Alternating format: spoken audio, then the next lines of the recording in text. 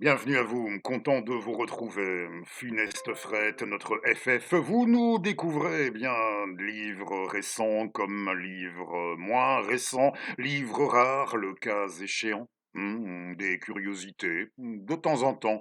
Ça peut arriver aussi. Et pour ce numéro 85, si vous êtes partant, j'aimerais bien qu'on se laisse avant toute chose, indépendamment de toute confession religieuse, philosophique, vous comprenez?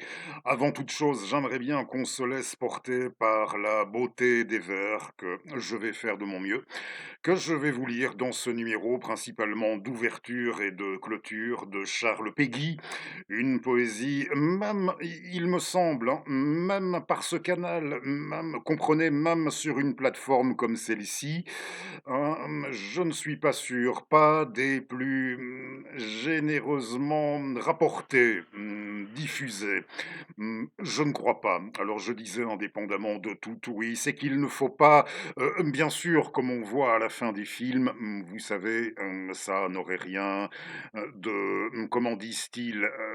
De fortuit, d'involontaire de notre chef. Certes, la possibilité de vous renvoyer à la possibilité, d'établir, et là c'est vous qui, décidez de votre chef, à vous d'établir ou non des liens en direction de tel ou tel événement d'actualité, actualité toute récente ou à peine un peu moins récente, je ne sais, hein. Bon, ce n'est pas interdit, hein, rien, oui, de fortuit, d'involontaire, mais nous ne cherchons pas non plus pour autant à cultiver ça comme à en faire une obsession, voilà. Et je ne pense pas qu'il faudra chercher, pour le fond, ne cherchez pas, doctrinalement, quelques contenus à ce numéro. Je l'ai déjà dit, c'est pas la première fois.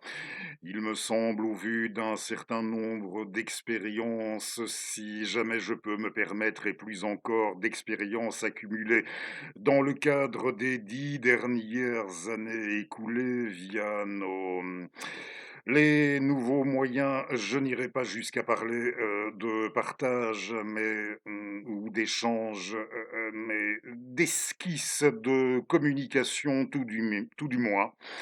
Hein, c'est pas la première fois que j'en parle, comment je dis? Il me semble, ce que j'ai pu déduire, de ces expériences, rien, ben, déjà mon expérience, vous pouvez la voir comme tout à fait ineffective. Oui, je me sens ineffectif, ingérable, irrécupérable, plus encore.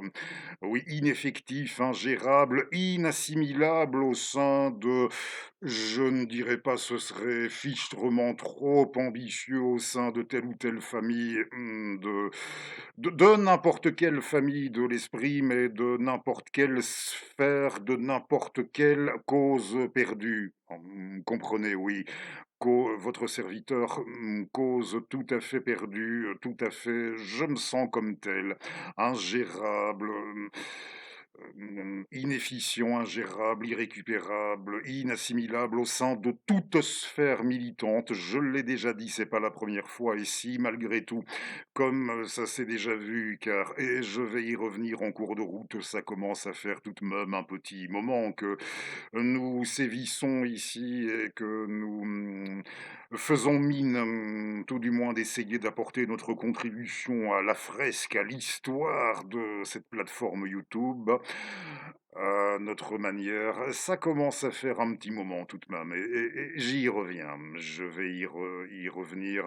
N'ayez pas peur, hein, mais j'y reviendrai en cours de route. Et si malgré ça, comme ça, c'est déjà vu, comme j'ai déjà pu le lire, vous avez envie de rappliquer à ce sujet, pour ce qui est de venir attester dans votre terminologie, chérie, dans la terminologie qui vous est chère, venir attester, pour ce qui est de me décrire, d'attester de ce à quoi je dois, pour de vrai, selon vous et dans votre terminologie équivaloir, vous pouvez, mais ça me ferait de la peine, je dis ça pour votre bien, de vous voir, vous fatiguer, de prendre de votre temps, de votre énergie, mais vous pouvez, ceci dit, vous aurez beau, hein, vous pouvez le faire et vous aurez beau continuer, vous pouvez continuer comme ça dans la dite, terminologie élue, de vous.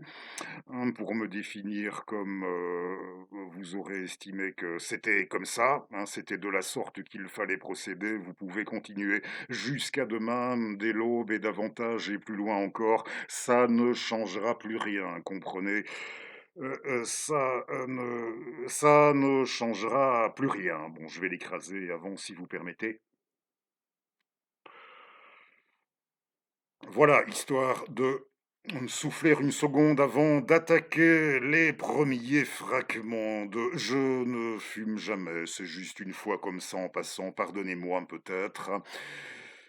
Dans le cours de en cours d'enregistrement, avant d'attaquer la lecture, des vers choisis de Charles Péguy, la poésie de je possède en poésie un vieux volume, qui a déjà été il était déjà fichtrement là, on peut dire que les précédents propriétaires de l'ouvrage, ils en avaient fait un bon ouvrage, un ouvrage, certain.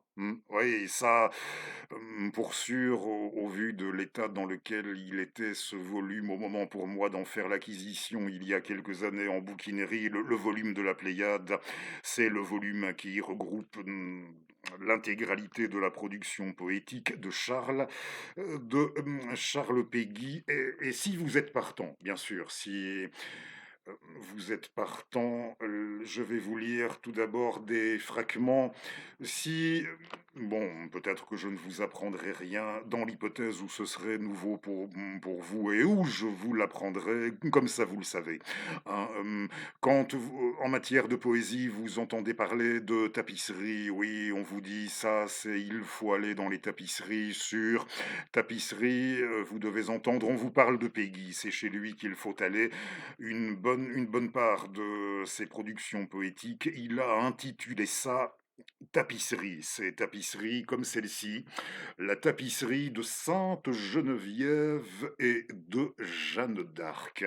Oui, Jeanne d'Arc, pourquoi Jeanne d'Arc? C'est qu'il y a quelques jours, je posais la question, alors je n'avais encore aucune idée pour le contenu de cet enregistrement et j'avais lancé le message comme ça.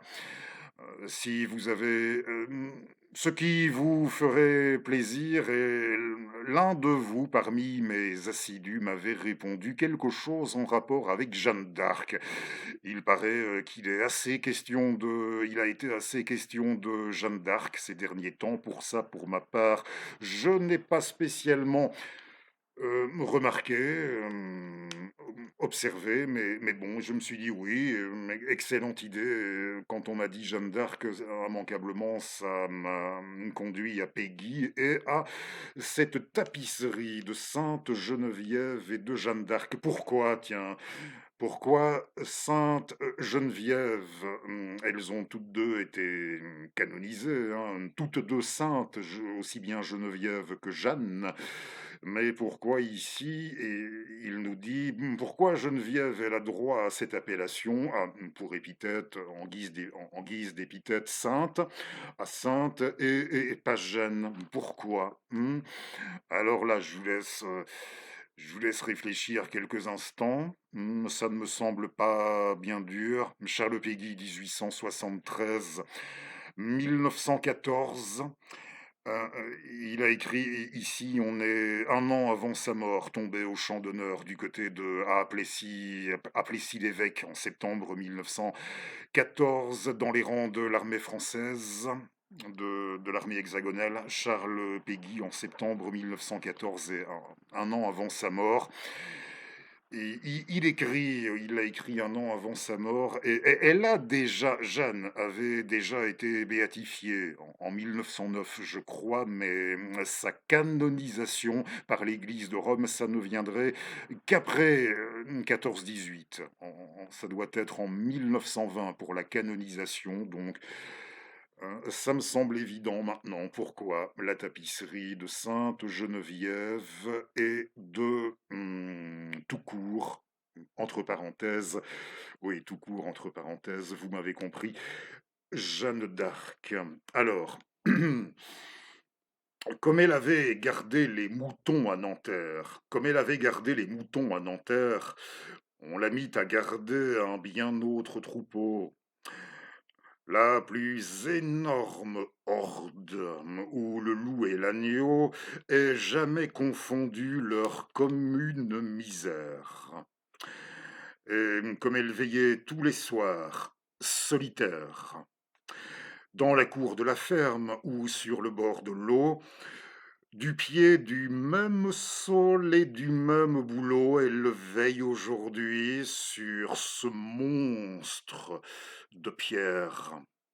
Et quand le soir viendra qui fermera le jour, c'est elle la caduque et l'antique bergère qui, ramassant Paris et tout son alentour, conduira d'un pas ferme et d'une main légère pour la dernière fois dans la dernière cour, le troupeau le plus vaste à la droite du père. Je vous lirai encore en fin d'émission au moins deux autres fragments de cette tapisserie de Geneviève et de Jeanne. À présent, ce n'est pas très éloigné, on ne va pas très loin après, entendez, dans l'ordre chronologique, dans la chronologie de la production poétique de Charles. Ici, nous allons dans ce qu'il a intitulé pour tapisserie, la tapisserie enluminure de ce numéro, la tapisserie de Notre-Dame. Et là aussi, je reviendrai en fin de numéro. Si ça vous dit de nous suivre jusque-là, jusqu'à la fin, je reviendrai, promis, avec d'autres fragments de cette partie. Nous reviendrons à celle pour tapisserie de Notre-Dame, qui commençait sous la plume de Peggy comme ceci. Étoile de la mer, voici la lourde nef. Étoile de la mer, voici la lourde nef. Où nous ramons tout nus sous vos commandements, voici notre détresse et nos désarmements. Voici le quai du Louvre et l'écluse et le bief. Voici notre appareil et voici notre chef. C'est un gars de chez nous qui siffle par moments. Il n'a pas son pareil pour les gouvernements, il a la tête dure et le geste un peu bref. Reine qui vous levez sur tous les océans, vous penserez à nous quand nous serons au large. Aujourd'hui, c'est le jour d'embarquer notre charge. Voici l'énorme grue et les longs meuglements. S'il fallait le charger de nos pauvres vertus, ce vaisseau s'en irait vers votre auguste seuil, plus creux que la noisette après que l'écureuil l'a laissé retomber de ses ongles pointus. Nul ballot n'entrerait par les panneaux béants et nous arriverions dans la mer de Sargasse, traînant cette inutile et grotesque carcasse. Et les Anglais diraient, ils n'ont rien mis là-dedans. Mais nous saurons l'emplir et nous vous le jurons. Il sera le plus beau dans cet illustre port. La cargaison ira jusque sur le plat-bord et quand il sera plein, nous le couronnerons. Nous n'y chargerons pas notre pauvre maïs, mais de l'or et du blé que nous emporterons. Et il tiendra à la mer, car nous le chargerons du poids de nos péchés payés par votre Fils, du poids de nos péchés payés par votre Fils. Nous revenons à la tapisserie de Notre-Dame comme à celle de Geneviève et de Jeanne. Avant la fin de ce numéro 85, il y aura un peu d'actualité en cours de route aussi, un zeste d'actualité comme on aime bien faire de temps en temps, et comme indiqué, oui, vous l'avez vu, Ah ça, on ne pouvait pas le rater en enluminure de ce numéro. Je suis bien décidé à vous raconter cette histoire. Peut-être que vous la connaissiez déjà. Ce qui est survenu, l'assaut, on a appelé ça comme ça, oui. L'assaut de Notre-Dame, c'était à Pâques, c'était au début du printemps au siècle dernier, à Pâques 1950, l'assaut de Notre-Dame est dans ce film qui va vous être rapporté dans quelques instants. Et là aussi, je vais m'efforcer de vous faire de mon mieux, de façon à ce que les images puissent transparaître à défaut de visuel, de montage, hein, de manière à ce que ça puisse transparaître le mieux possible. Voilà, par la lecture, je vais m'efforcer là encore de faire de mon mieux ce récit de l'assaut de Notre-Dame, et vous verrez dans quelques instants, je vais vous le montrer, le bouquin dont est tiré notre récit, l'auteur, un auteur anglo-saxon, mais qui est, je le dis, déjà considéré comme un des il fêtera son 81e, 81e, là ça se dit pareil chez nous, français, français, français, belge, dans notre royaume et dans l'Hexagone. Il fêtera son 81e anniversaire dans quelques jours, le 19 de ce mois, un auteur anglo-saxon. Oui, il est de San Francisco et il s'est fait, au départ, il s'est fait connaître comme l'un des meilleurs, l'un des plus pointus, l'un des plus fins spécialistes du rock'n'roll, de l'histoire du rock'n'roll, de la musique pop, hein. Peut-être avez-vous déjà à ce stade, l'avez-vous déjà identifié, si pas encore été voir en partie description, où il y aura comme d'hab, bien entendu, les références pour tous les bouquins comme dans chaque numéro, hein, tous les bouquins dont il est question dans chaque numéro. C'est là qu'il faut aller voir pour le menu détail et pour ça. Donc vous allez voir dans quelques instants le bouquin disponible chez Folio, dont est tiré ce récit de l'assaut de Notre-Dame. 9 avril, si je ne me gourre, 9 avril 1950. Alors, oui, peut-être la connaissiez-vous déjà, cette histoire. En 1900 au siècle dernier, il semblerait que j'ai paumé mon marque-page. Bon, c'est pas grave, on va retrouver ça assez rapidement. Pardonnez-moi, ce sont nos joies à nous, du direct, nous enregistrons chaque numéro de Funeste Fred est enregistré d'une traite, notamment pour des raisons techniques. Voilà, pardonnez-moi de vous avoir fait patienter. Voilà, chers amis, pardonnez-moi. L'assaut sur Notre-Dame. Eh bien, allons-y pour notre histoire.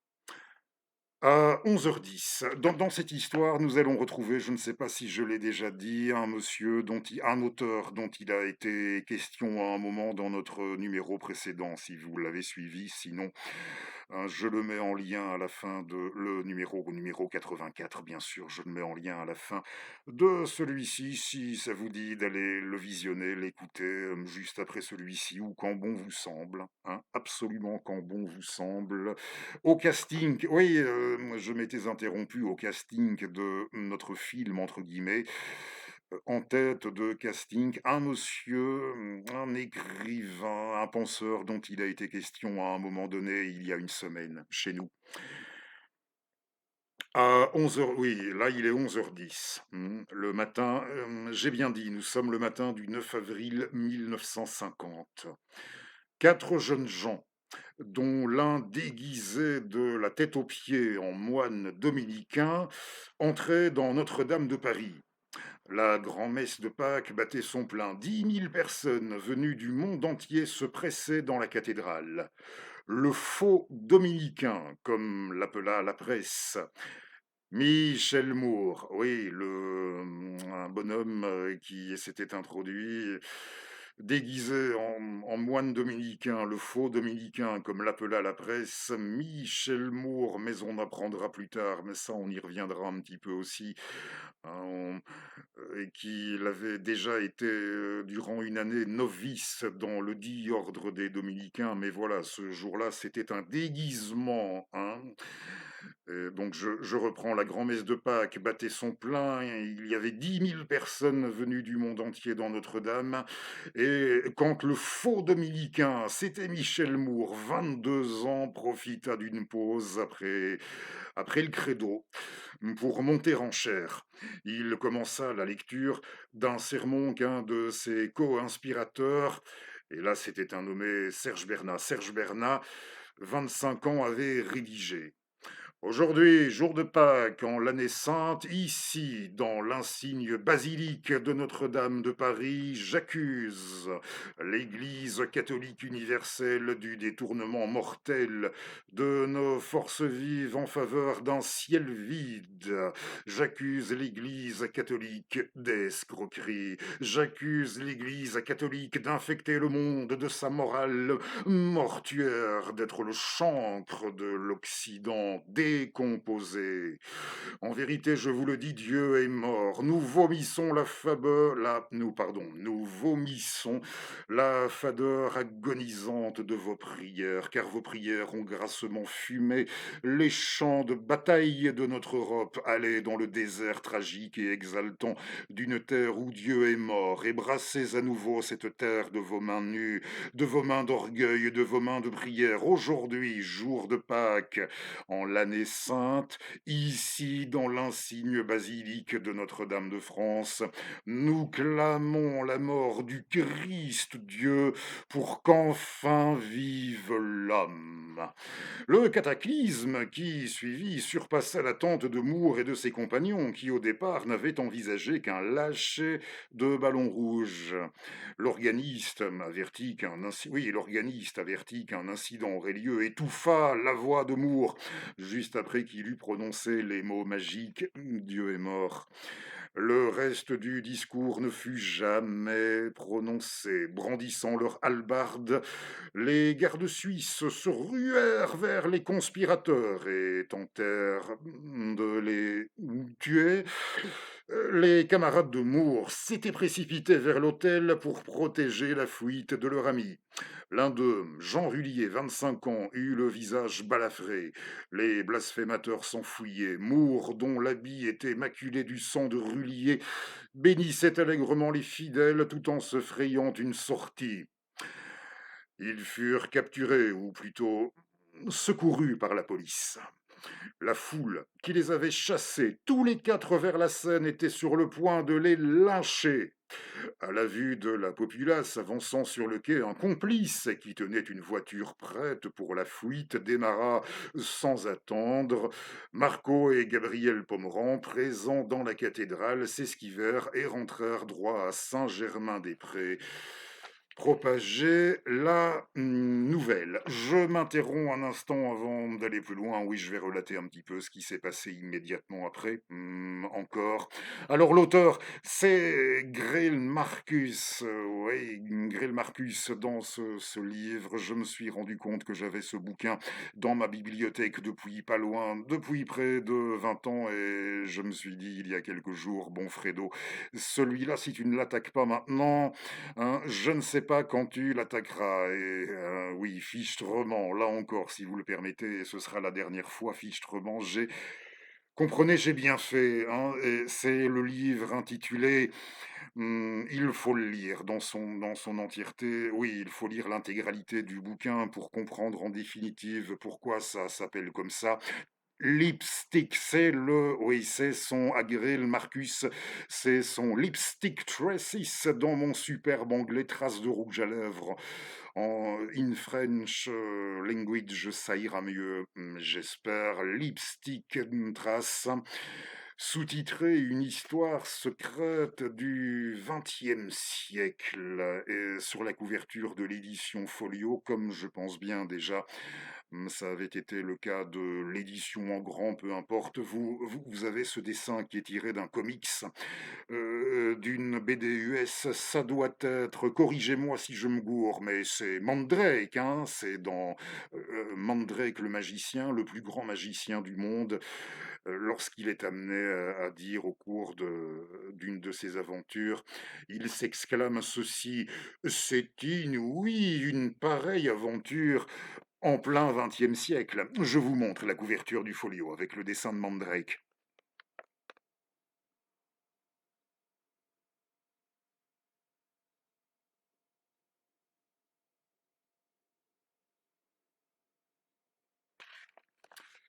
Oui, Lipstick de Grêle Marcus, qui nous dit, qui raconte après qu'on n'a plus, non, on n'a plus idée aujourd'hui du contexte dans lequel se déroula cet événement maintenant oublié et qui défraya la chronique dans le monde entier. En 1950, la religion bénéficiait d'un respect nouveau. Oui, la religion bénéficiait d'un respect nouveau, imposait un nouveau silence. La propagande pour que les femmes quittent leur travail et retournent au fourneau allait de pair avec celle visant à ramener tout le monde à l'église. Bon, ici, je précise, c'est Grêle Marcus qui écrit, pas votre serviteur. La propagande pour que les femmes quittent leur travail et retournent au fourneau allait de pair avec celle visant à ramener tout le monde à l'église. Le pape Pie XII, un antisémite aux sympathies fascistes à peine dissimulées, était traité avec grand ménagement, même par la presse laïque, un ménagement qu'elle n'accorda jamais à Jean XXIII, ni sur ce point à Jean-Paul II. Aujourd'hui, l'action des quatre de Notre-Dame serait un outrage. À l'époque, c'était l'équivalent d'un crime. Le lendemain, le New York Times consacrait ses quatre premières pages à Pâques à travers le monde. Les principaux comptes rendus relataient la parade sur la 5e avenue et l'homélie papale sur l'évangile social à Paris. À Paris, l'incident de Notre-Dame faisait la une en gros caractère. L'Humanité, le quotidien du Parti communiste, l'a condamné. En termes plus libéraux, Combat, le journal non affilié, faisait de même. On reconnaît à chacun le droit de croire, disait Combat, on reconnaît à chacun le droit de croire ou de ne pas croire en Dieu, on reconnaît même que la farce est nécessaire et qu'en certaines circonstances, la mystification est souhaitable, mais fidèle à son rôle de forum populaire de l'avant-garde, Combat ouvrit ses colonnes à un débat sur le sujet. Une grande partie du Paris surréaliste, André Breton à sa tête, rallia la défense dans des lettres qui furent publiées durant plusieurs jours. Au fond, le ton de ces lettres était au fond, le ton de ces lettres était curieusement nostalgique, hein, ce qui était oui, soulignons bien ici nostalgique. En 1950 déjà, c'est moi qui ajoute. Ce qui était bizarre, c'était cette nostalgie d'un passé qui n'avait probablement jamais existé, de jours glorieux qui n'avaient pas été réellement vécus, d'une explosion qui ne s'était jamais produite. Les surréalistes revendiquaient joyeusement comme leur un grand événement public, mais à cette joie se mêlait la honte de leurs 20 ans passés à attendre dans les cafés et les galeries que des enfants bâtards s'emparent de leur héritage. Breton écrivit de Notre-Dame: C'est bien là, au cœur même de la pieuvre qui étreint encore l'univers, que le coup devait être porté.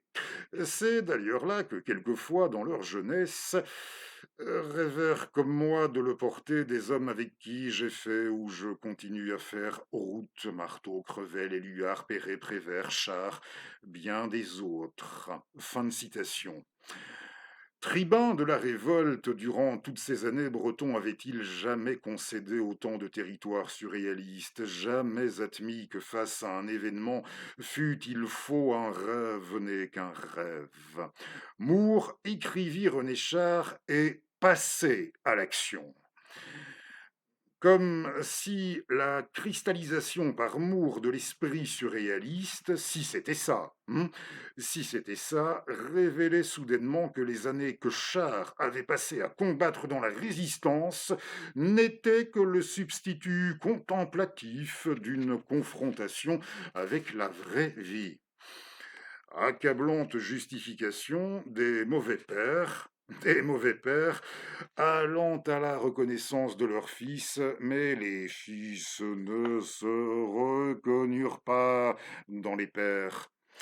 Des quatre illuminés, Seul Moore fut arrêté. L'archevêque l'accusait de s'être fait passer pour un prêtre. Un test psychiatrique auquel on l'avait soumis valut à Moore un revirement de l'éditorial de combat quand le psychiatre appointé par la cour, un certain Robert Micou, résuma l'idéalisme bizarre de Moore, son mépris de la perception de l'éternel, son cogito pré-réflexif, ses réflexes cardio-oculaires indifférents, son orthosexualité honteusement avouée, sa capacité d'aller à l'essentiel de sa doctrine et à voyager en un instant à travers différentes époques, une irritation à la suggestion que l'être ait pu précéder l'existence, ses attaques surprises par parachutage sonore et néologisme en piqué, sa logique exagérée et anguleuse, plus de rigoureuse étroitesse, davantage de rigoureuse étroitesse que d'étroite rigueur. C'était un chef-d'œuvre de critique littéraire française. Cliniquement, c'était aussi lucide, mais en mélangeant politique et diagnostic, le docteur Micou y allait un peu fort. Moore pourrait ne plus jamais causer de troubles dans les cathédrales, a déclaré Micou, mais hors de l'internement en asile, il demeurait toujours, et je cite de nouveau notre spécialiste, il demeurait toujours dangereux pour la tranquillité publique dans les quartiers bourgeois. Le docteur Micou était allé trop loin. Oui, mais le docteur était allé trop loin. Un second scandale étouffa le premier et après 11 jours de détention, oui, il a fait 11 jours de prison. Moore, après 11 jours, fut libéré. 3 mois plus tard, Michel écrivait Malgré le blasphème, un livre si convenable pour l'Église, je dis bien, vous entendez bien, il écrivit Michel Malgré le blasphème, un livre si jugé si convenable pour l'Église que l'archevêque, le même dont Moore avait interrompu la messe, le recommanda aux bibliothèques paroissiales. Hormis une biographie de Charles Maurras, vous l'avez vu dans le numéro précédent, le leader Maurras, le leader charismatique, nous dit Grel Marcus, Maurras, le leader charismatique de l'Action française, une faction monarchiste et proto-fasciste, et une biographie de Félicité de Lamennais, un croisé de la liberté religieuse. Moore, oui, comme nous l'avons déjà rapporté, Moore vécut une vie de tâcheron encyclopédiste, hein, le grand Moore, le petit Moore, là aussi il y en avait un peu pour tous les goûts, dans tous les tons, pour tous les goûts. En matière d'histoire. Et oui, après avoir publié ces quelques livres, Moore, comme nous l'avions nous-mêmes rapporté, vécut une vie de tâcheron encyclopédiste au service de l'Église. Il mourut respectable et bigot en 1977, oui, 51 ans. Il ne lui fut pas donné dans l'ensemble d'aller très loin. Au summum de la fureur, un correspondant de combat fit remarquer que l'incident de Notre-Dame n'était rien d'autre qu'un joli début pour faire carrière dans les lettres. Oui, il nous a quittés assez rapidement, mais il a eu le temps de se tailler, nous l'avions dit, hein, dans le domaine de l'histoire encyclopédique, une sacrée réputation.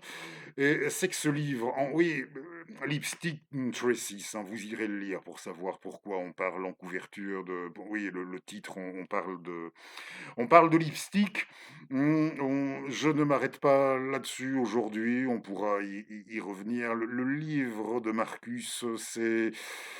il- Comme une histoire, il a voulu nous proposer comme une histoire, oui, c'est incroyable, quelque chose comme ça en plein XXe siècle, hein. Il a voulu nous proposer son histoire, une histoire secrète du XXe siècle, et je ne vais pas terriblement spoiler, je dois dire, hein. Sinon l'essentiel, quelques grands traits, oui, quelques grandes lignes, cette histoire secrète du siècle dernier, c'est à la fois l'histoire alors là, il est d'un éclectisme qu'à première vue, on pourrait trouver assez fou, Gabriel Marcus. Lipstick, c'est à la fois l'histoire du punk, oui, du mouvement punk des Sex Pistols, de Johnny Rotten, de John Lydon, fin des 70s. À Londres, Yucca, Sex Pistols et courant punk, les Sex Pistols ou encore les Slits, hein, un peu oubliés aujourd'hui, groupe punk féminin. Ils nous racontent leur histoire, aussi bien l'histoire des Sex Pistols, des punks, des Slits, et c'est aussi l'histoire d'Henri Lefebvre.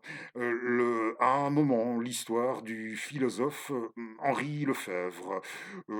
L'histoire, comme c'est l'histoire des situationnistes, du courant qu'on a appelé le courant situationniste.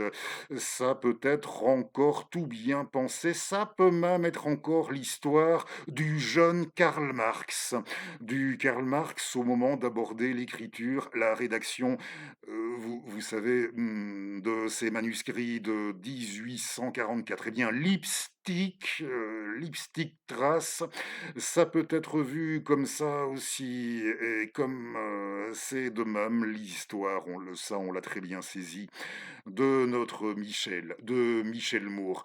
C'est que, bon, on est en 1950, l'assaut sur Notre-Dame. Quand on parle de l'après-guerre, l'immédiat, vraiment immédiat après-guerre, on parle toujours, bon, je ne dis pas que dans l'absolu c'est mal, hein, Saint-Germain-des-Prés, le jazz, Boris Vian, toute cette atmosphère-là, mais ça correspond aussi, tout de même à la jeunesse, à la destinée de jeunes, hein. Il avait à peine 16 ans l'année de la Libération, il avait vu le jour en 1928, il avait à peine 16 ans l'année de la Libération et là, il faut bien se dire que c'est l'époque de l'histoire, de la destinée de jeunes comme Michel et qui ont pu, se sentir au lendemain immédiat de la guerre, comme attirés, plus encore à certains moments aspirés vers des courants, si vous voulez, extrêmes, assez extrêmes pour sûr, des courants contraires et contrastés, terriblement contrastés. Et s'il est de la galerie de Lipstick, notre Michel, c'est parce que son profil recoupe ce profil d'ensemble. Il y a, l'auteur, Grêle Marcus, entend nous narrer dans cette histoire secrète du XXe siècle, il y a comme un personnage, récurrent et même pour les persos déjà antérieurs au siècle dernier.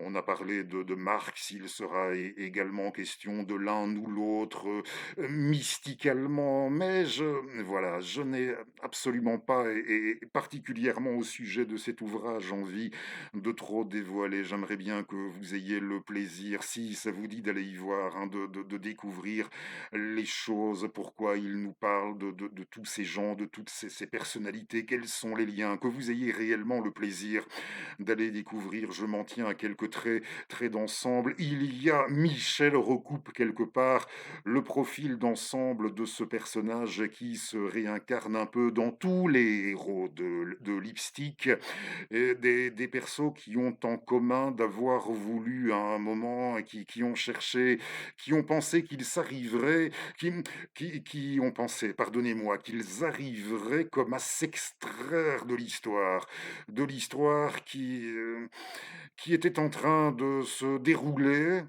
sous leurs yeux et que d'une façon ou d'une autre, par et quelque quête effrénée d'absolu. Sa quête effrénée, on le verra à Michel, sa quête effrénée à un moment d'absolu, sa quête de Dieu, sa quête de foi qui a pu revêtir des tournures, on l'a vu, avec cet assaut sur Notre-Dame, anard des plus perçus comme anard, des plus anards anticléricaux de 1950, qui a pu prendre des aspects pour sûr terriblement paradoxaux, sa quête de foi, sa quête de l'absolu pour sûr en dehors des sentiers battus, hein. Et vous irez lire, j'en dis pas plus. De manière à il pensait qu'il arriverait à sortir de l'histoire qui était en train de se dérouler sous les yeux et qui ne cadrait pas, pour sûr, avec ce dont il avait pu rêver, lui qui avait terriblement, déploré déjà très jeune, au temps de l'Occupation, certaines formes d'hypocrisie qu'il avait observées déjà dans son milieu familial. Mmh, Bourgeois progressiste bon teint, la façon dont il trouvait les attitudes de son paternel, des fois plutôt sur ce champ-là. Mais j'en dis pas davantage. La manière dont il s'était senti, révolté des fois, comme il le rapportera, au point d'avoir envie de vomir, hein, en voyant l'attitude de certains durant l'occupation. Lui qui, ceci dit, oui, il sera un petit peu inquiété directement après la libération pour s'être acoquiné avec des jeunes gens, bon, mais rien de bien grave, de bien sérieux sur le coup n'avait pu être retenu contre lui, hein. C'est ce parcours de Michel avec tous ces paradoxes et toutes ces choses qu'il avait pu observer et comment il va la vivre, sa quête de l'absolu entre Nietzsche et le Christ, quête de l'absolu, ou volonté de puissance, la manière dont il se débat entre les 2. Et avec ceci de curieux, c'est que l'histoire dont il avait songé à réussir à s'extraire, il va immanquablement l'intégrer sous la forme, pour cette destinée de ce qu'avait été la destinée de sa jeunesse, pour sûr, sous la forme de ce qui ne restera plus. Sauf à lire, à le redécouvrir sous la plume de Gabriel Marcus, ce qui ne restera plus pour l'histoire d'humour du Michel de sa jeunesse dans l'ensemble qu'une obscurité, pour ne pas dire une contrariété, une obscurité, cette somme d'obscurité, de paradoxe, et cette obscurité qu'il aura dû pour sûr se représenter. Lui aussi, il n'aura pas été le seul, comme une esquisse de profondeur, hein. Mais nonobstant, c'est ce Michel-là qui, demeure aujourd'hui le plus captivant, le plus passionnant à étudier pour ce qui est d'explorer sa biographie avant qu'il ne se rangeât, hein, et le plus touchant aussi par bien des aspects, hein. Et peut-être, vous qui, le cas échéant, auriez pu être choqué par son geste lors de l'assaut de Notre-Dame, en cours de route, vous avez déjà, ou pas, j'en sais rien, peut-être commencé à le voir sous un autre angle, notre Michel Moore. Le plus captivant, le plus fascinant, pour ça, indépendamment de la qualité de sa production socio-professionnelle ultérieure, avec ceci en regard de ce qu'on vient de dire, que c'est dans l'histoire, c'est encore dans l'histoire, mais là, l'histoire la plus institutionnelle, la plus rangée, au sens absolument le plus propre, hein. Oui, au sens le plus propre, au sens propre le plus, dans l'acceptation du terme propre, oui, ici, franchement, le plus absolu, qu'il aura sa reconnaissance sur le plan socio-professionnel. C'est ça qui n'est pas, là encore, hein, ce n'est pas sans forcer l'imagination. Je vais vous lire maintenant, quelques fragments qui, peut-être, hein, pour les jeunes personnes d'aujourd'hui, sans prononcer aucun jugement de valeur, sans vouloir davantage encourager que l'inverse, hein, dans le chef de votre serviteur, sans aucun jugement de valeur si ces fragments c'est à vous de voir encore d'établir des liens ou non, comme nous avons dit, en lien avec notre actualité, notre époque, et si ça pourra. Certains de ces fragments ici pourront parler à l'adresse de jeunes gens qui abordent la vingtaine dans ces eaux-là et qui eux aussi peuvent, au vu de l'époque, des paradoxes de notre époque, de la tournure de l'époque, peuvent se sentir attirés dans certaines directions, vers certaines vocations. J'ai bien dit, sans jugement de valeur de ma part, j'ai surtout envie de vous faire lecture maintenant de ces fragments. Et là, c'est Michel qui s'exprime. Voilà ce qu'il écrivait dans son bouquin un an après avoir participé à cet assaut, oui, profanateur, oui, à ce blasphème, à l'assaut de Notre-Dame. Et voilà ce qu'il écrivait dans son bouquin un an après. Pourquoi? Pourquoi n'avions-nous pu nous habituer au monde? Oui, pourquoi n'avions-nous pu nous habituer au monde? Armés de leurs détecteurs à complexes, les psychiatres pouvaient toujours se pencher sur notre associabilité, ce qu'ils voyaient comme tel, hein. Ça, oui, il en a déjà été question. Je m'arrête oui, il y a quelques instants. Je m'arrête une seconde. Je vous disais à un moment donné que si on m'avait posé la question à quelle époque j'aurais bien aimé me trouver pour m'exprimer, je disais pour m'exprimer de la plume ou l'époque où je me serais senti le plus à l'aise, je parlais de la fin de l'avant-siècle dernier, mais j'ai été dans ma jeunesse d'une certaine manière un enfant de fin de siècle et en lisant l'histoire de Michel, hein, même s'il y a peut-être des kilomètres hein, de votre serviteur à Michel, dans l'histoire de Michel dans l'immédiat après-guerre, mais je n'ai pas pu m'empêcher d'établir des similitudes avec ce que votre serviteur avait pu ressentir, la façon dont j'avais pu ressentir les choses dans le cadre des 90, là, des 90 du siècle immédiatement dernier. Alors je reprends ce que Michel écrivait, hein, pourquoi n'avions-nous pas n'avions-nous pas pu, pourquoi nous voyait-on comme des jeunes gens qui n'avaient pas pu s'habituer au monde? Il était bien étrange qu'il y eût tant d'asociaux, tant de paranoïaques, qu'une épidémie de maladies mentales se fût brutalement abattue sur la jeunesse française. Dans ce monde où nous avions cherché la vie, nous n'avions trouvé que des décombres. Nous avions pu, comme je l'avais fait, rêver des prospérités anciennes, essayer un pèlerinage dans les vieilles institutions qui avaient autrefois répandu leurs bienfaits sur cette terre.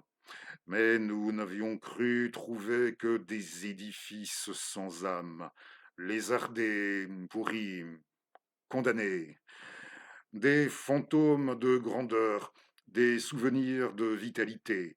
Et malgré nous, il nous avait bien fallu nous en tenir au goût romantique des ruines et des grandeurs mortes. Les uns et les autres, nous nous forcions à faire taire jusqu'aux souvenirs de nos espérances anciennes, à accepter les ruines, à être heureux dans les ruines, à être nous-mêmes des ruines, conscientes et satisfaites d'elles-mêmes. Nous étions amenés à rechercher systématiquement la laideur, le mal, l'erreur en tout, mais certainement pour la plupart d'entre nous, ce n'était qu'une bravade de désespoir, le masque sous lequel nous couvrions notre déception de n'avoir pu trouver le vrai, le beau, le bien. À un moment dans son bouquin, Grêle Marcus estime que le Michel du début des années 50, par ce qu'il avait fait, écrit, il avait anticipé, avec près d'une trentaine d'années d'avance, aussi bien les gens des années 60, oui, aussi bien les années 60, avec le hic concernant les 60s, que tous ceux qui jusque-là, de la génération de Michel Houpa, qui s'était retrouvé dans les 60s, qui jusque-là s'était posé des questions, dans les 60s, avaient plutôt rudement pris l'habitude de s'enfermer dans les questions qu'ils s'étaient choisies, sans aller plus loin. Eh bien, Grêle Marcus nous montrera en quoi Michel, lui, par sa façon de faire, d'agir, d'écrire, il avait anticipé et dépassé les années 60, anticipé aussi le courant punk de la décade 1970.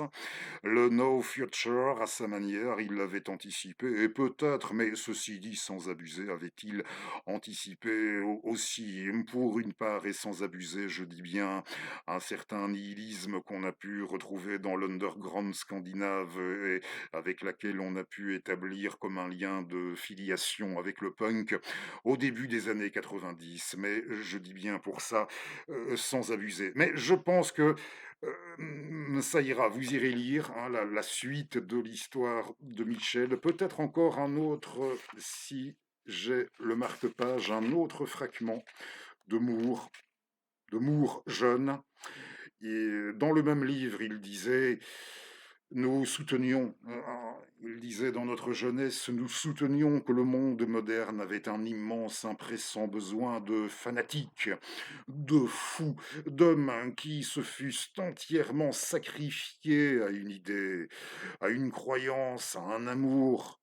En face de l'Orient, transformé par le communisme, par la foi communiste, animé d'une nouvelle confiance, d'une nouvelle espérance en la terre, notre Occident fatigué tremblait pour ses richesses matérielles et morales, qu'il n'avait même plus le courage de défendre en face de la foi communiste en la terre, de l'orgueil communiste, de l'appropriation du monde. Il fallait opposer une foi absolue dans l'éternel, se faire des fanatiques de l'éternel, montrer que la folie de l'éternel n'était pas morte chez les hommes d'Occident.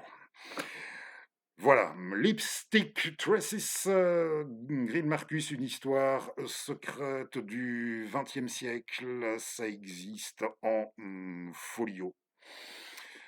Lisez-le, voilà, à lire au moins, ça fait partie des livres, voilà, je dis ça à ma manière, hein, j'espère humblement, mais je me permets, hein, des livres, il me semble qu'il faut lire au moins une fois dans une vie, ce Trace de rouge à lèvres.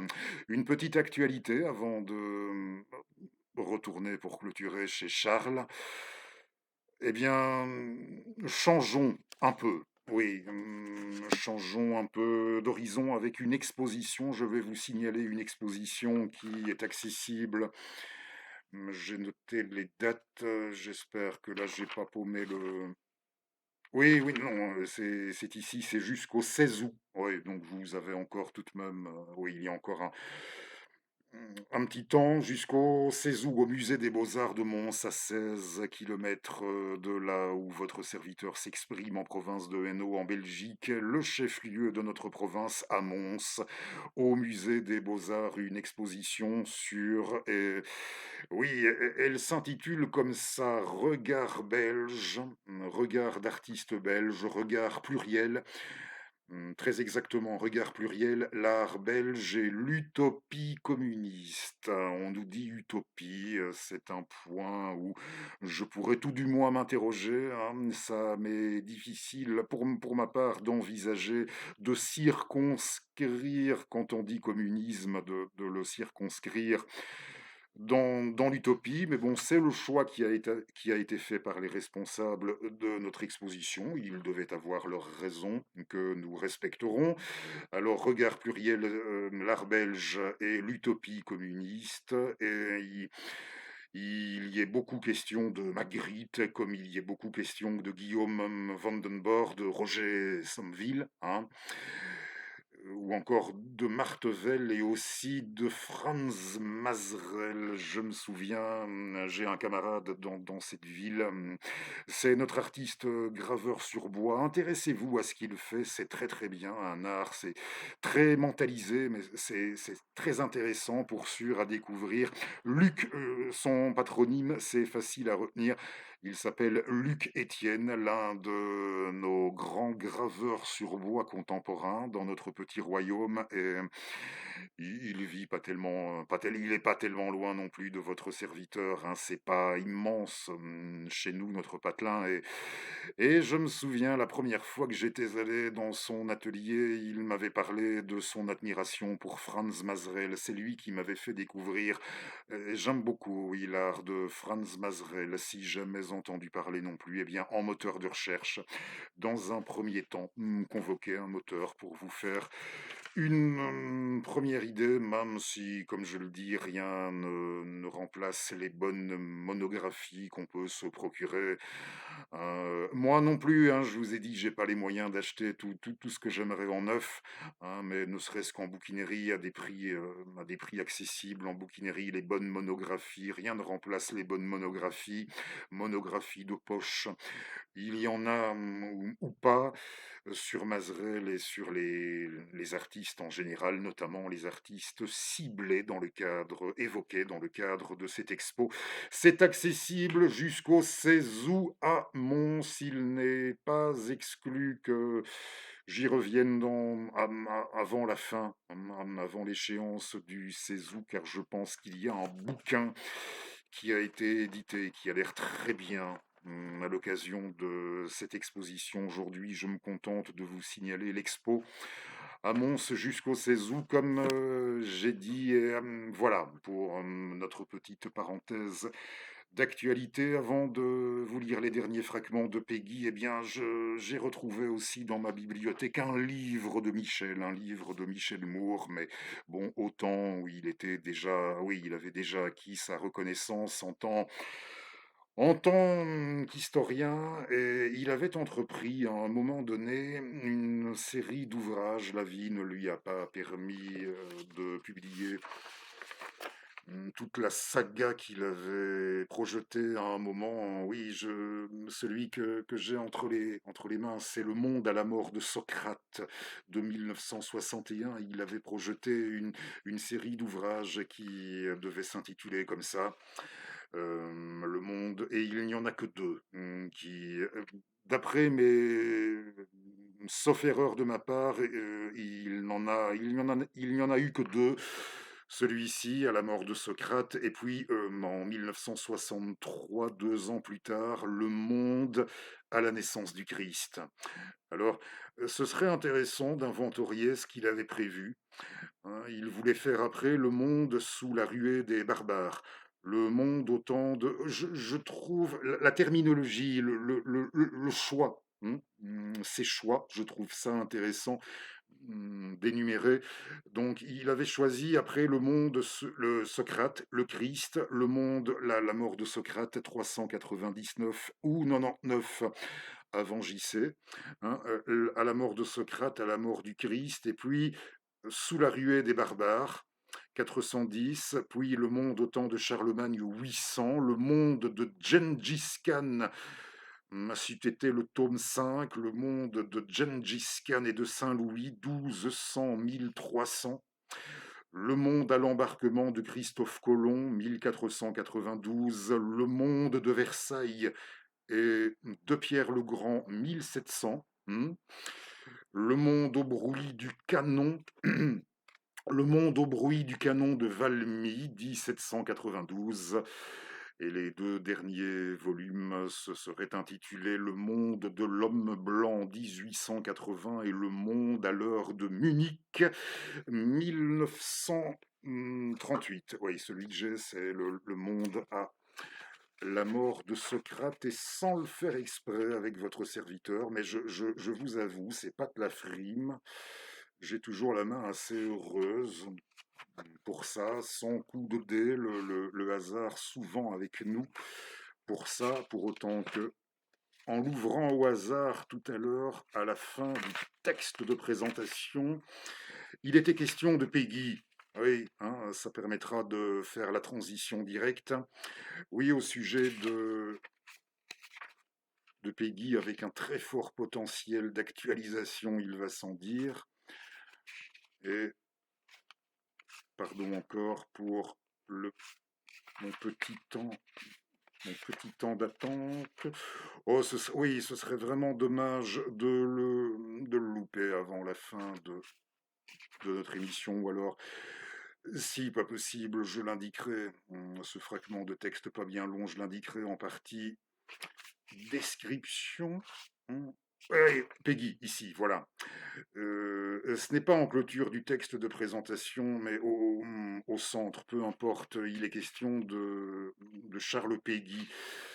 Péguy disait à peu près que l'histoire ancienne était impossible à écrire faute de documents assez nombreux, et que l'histoire moderne et contemporaine, est dans la même situation pour une raison inverse. Alors mesurez un petit peu l'écho à l'heure de l'IA.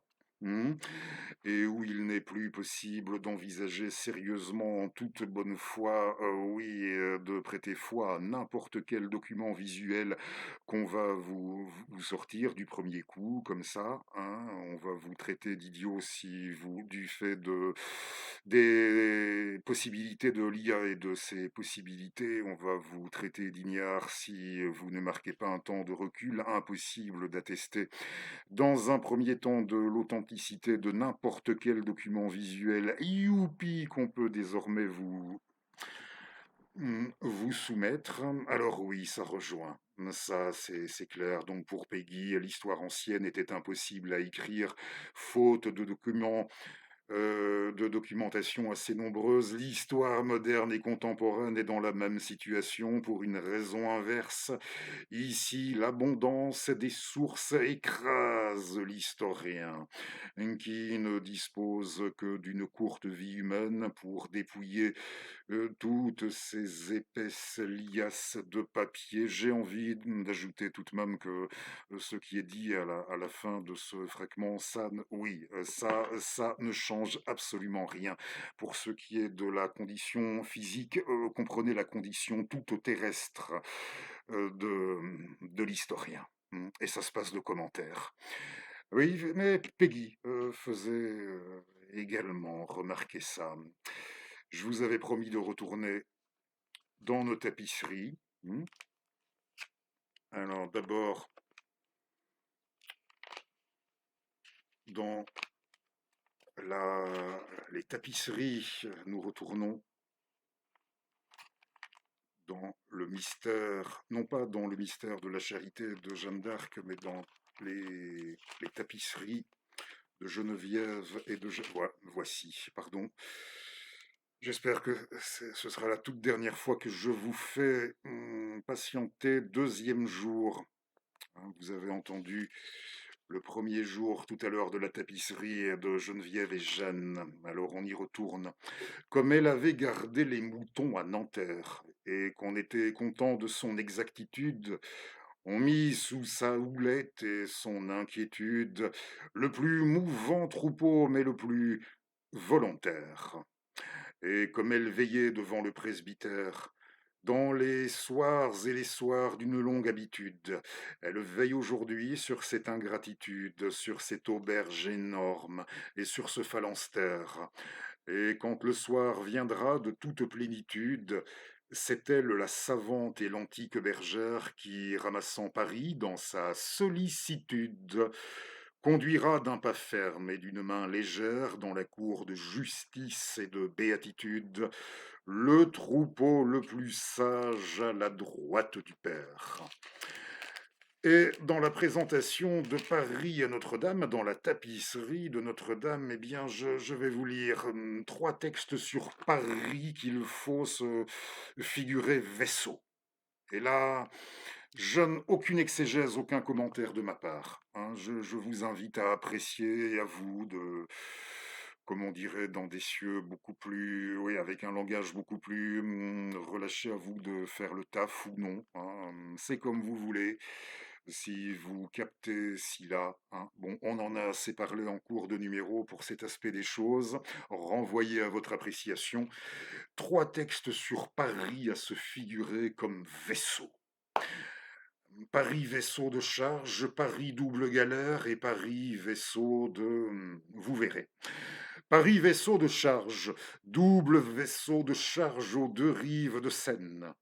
Vaisseau de pourpre et d'or, de myrrhe et de cinam, vaisseau de blé, de seigle et de justesse d'âme, d'humilité, d'orgueil et de simple verveine. Nos pères t'ont comblé d'une si longue peine depuis 1000 et 1000 ans que tu viens à la lame. Que nulle cargaison n'est si lourde à la rame, et que nul bâtiment n'a la panse aussi pleine. Mais nous apporterons un regret si sévère, et si nourri d'honneur, et si creusé de flamme, que le chef le prendra pour un sac de pierre. Que le chef le prendra pour un sac de prière. Pardonnez-moi. Et le fera un sac de prière, et le fera hisser jusque sous l'oriflamme, navire appareillé sous septime sévère, double vaisseau de charge au pied de Notre-Dame. Paris, double galère. Charles Péguy. Paris, double galère.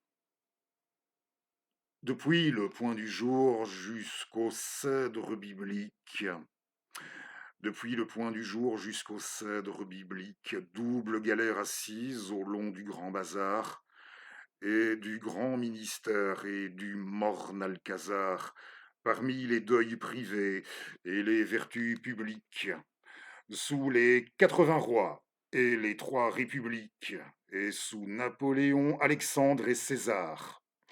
Nos pères ont tenté le centuple hasard.